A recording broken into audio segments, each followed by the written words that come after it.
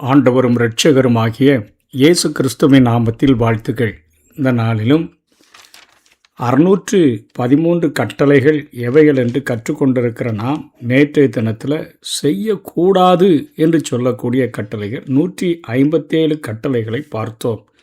இந்த நாளிலே ஆசாரியரின் தொடர்பிலான செய்யக்கூடாத காரியங்கள், உணவு தொடர்பிலான செய்யக்கூடாத காரியங்கள், நசரேய விரதம் தொடர்பில் வரக்கூடிய காரியங்கள், விவசாயத்தின் தொடர்பில் வரக்கூடிய காரியங்கள் மாத்திரம் 229 வரையிலும் இந்த நாளிலே நாம் பார்க்க போகிறோம்.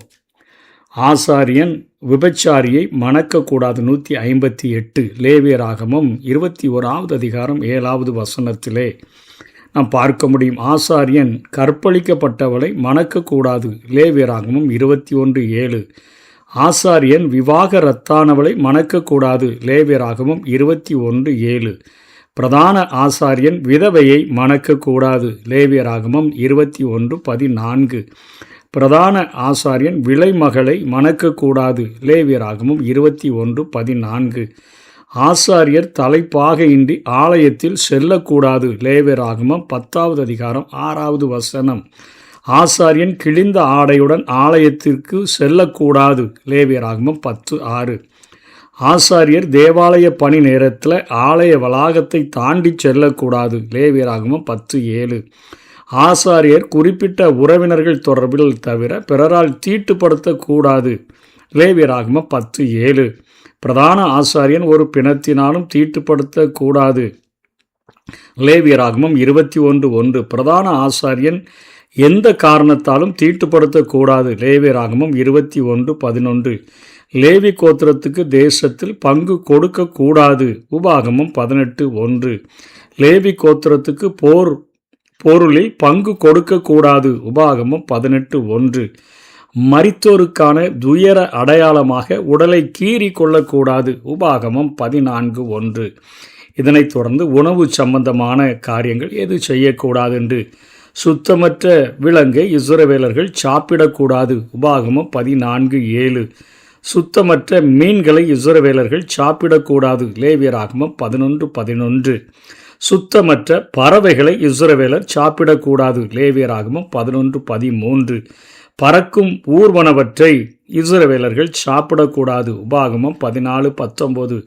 ஊரும் பிராணிகளை இஸ்ரவேலர்கள் சாப்பிடக்கூடாது லேவியராகமம் 11:41. புழு வகைகளை இஸ்ரவேலர்கள் சாப்பிடக்கூடாது லேவியராகமம் 11:44. பழங்களில் உருவாகின்ற புழுக்களை இஸ்ரவேலர்கள் சாப்பிடக்கூடாது லேவியராகமம் 11:42. அதனைத் தொடர்ந்து அருவருப்பான படைப்புகளை இஸ்ரவேலர்கள் சாப்பிடக்கூடாது லேவியராகமம் 11:43. தானாக இறந்து போன விலங்கை இஸ்ரவேலர்கள் சாப்பிடக்கூடாது உபாகமம் 14:21. பீருண்ட விலங்கை இஸ்ரவேலர்கள் சாப்பிடக்கூடாது யாத்ராகமம் 22:31. உயிருள்ள விலங்கிலிருந்து எடுக்கப்பட்ட உறுப்பை சாப்பிடக்கூடாது உபாகமம் 12:23. தொடைச்சந்து நரம்பை சாப்பிடக்கூடாது ஆதியாகமம் 32:32. இரத்தத்தை சாப்பிடக்கூடாது லேவியராகமம் 7:26. கொழுப்பை சாப்பிடக்கூடாது லேவியராகமம் 7:23. இறைச்சியை பாலில் சமைக்கக்கூடாது யாத்ராகமம் 23:19. அவ்வாறு சமைத்ததை சாப்பிடக்கூடாது யாத்ராகமம் 34:26. கல்லறியப்பட்ட மாட்டின் மாம்சத்தை சாப்பிடக்கூடாது யாத்ராகமம் 21:28. நிசான் மாதம் 16ஆம் தேதி ஓமர் அளவு முதற்பலன் காணிக்கை செலுத்தும் முன் புது மாவினால் செய்த அப்பத்தை சாப்பிடக்கூடாது லேவியராகமம் 23:14. முதல் காணிக்கையை செலுத்தும் முன் வாட்டிய கதிரை சாப்பிடக்கூடாது லேவியராகமம் 23:14. முதல் காணிக்கையை செலுத்தும் முன் பச்சை கதிரை சாப்பிடக்கூடாது லேவியராகமம் 23:14. முதல் 3 ஆண்டு கனியை அதாவது சாப்பிடக்கூடாது ஓர்லா அப்படின்னு சொல்லி அந்த அழைக்கப்படுகிற அந்த கனிகளை சாப்பிட லேவியராகமம் 10:23. திராட்சை தோட்டத்தில் பல்வகையான தானியங்களை கலந்து விதைத்து உண்ணக்கூடாது உபாகமம் 22:9. விக்கிரகங்களுக்கு பானபலி வார்க்கக்கூடாது உபாகமம் 32:38. குடிவெறியும் பெருந்தீனியும் கூடாது உபாகமம் 21:20. பாவ பரிகார நாளில் எதையும் உண்ணக்கூடாது. லேவியராகமம் 23, 29. பஸ்கா நாட்களில் புளிப்புள்ள அப்பம் உண்ணக்கூடாது. யாத்திராகமம் 13:3. பஸ்கா நாட்களில் புளிப்பு கலந்த எதனையும் உண்ணக்கூடாது. யாத்திராகமம் 13:7. பஸ்காவுக்கு முந்தின நாள் புளிப்புள்ள அப்பம் உண்ணக்கூடாது. உபாகமம் 16:3. பஸ்காவுக்கு 7 நாட்களும் புளிப்புள்ள அப்பம் காணப்பட வேண்டாம். யாத்திராகமம் 13:7. பஸ்காவின் 7 நாட்களும் எல்லைகளுக்குள் எங்கும் புளித்தமாக காணப்பட வேண்டாம். யாத்திராகமம் 13:7. இவைகள் அவர்கள் சாப்பிடுகிற அந்த உணவின் தொடர்பில் இவைகளை சாப்பிடக்கூடாது என்றும் 201வது கட்டளைகள் வரையிலும் நாம் பார்க்கிறோம். அதனைத் தொடர்ந்து நசரேய விரதம் தொடர்பில், நசரேய விரதம் எடுத்தவர் திராட்சரசம் மதுபானம் அருந்தக்கூடாது. என்னாகமம் 6:3. திராட்சை பழங்களை உண்ணக்கூடாது. என்னாகமம் 6:3. திராட்சை வற்றல்களை உண்ணக்கூடாது. அதாவது ட்ரை கிரேப்ஸையும் சாப்பிடக்கூடாது. என்னாகமம் 6:3.